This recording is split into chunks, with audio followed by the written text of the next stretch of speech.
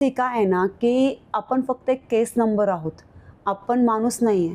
त्यांच्यासाठी आपण एक किडामुंगी आहोत, त्यांच्यासाठी केस नंबर आहोत. बापरे! त्याच्यामुळे एवढं आपण अवेअर राहिलं पाहिजे. मी अवेअर राहून सुद्धा माझी पूर्ण ट्रीटमेंट चुकली.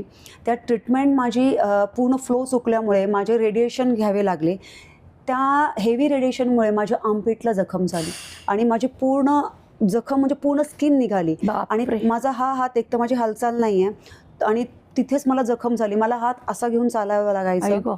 मला कपडे घालता येत नव्हते. मी 3 महिने म्हणजे 90 डेज मी विदाऊट टी शर्ट होते आणि रेडिएशन जेव्हा तुम्हाला देतात तेव्हा तुम्हाला इनर्स पण तुम्ही घालू शकत नाहीत.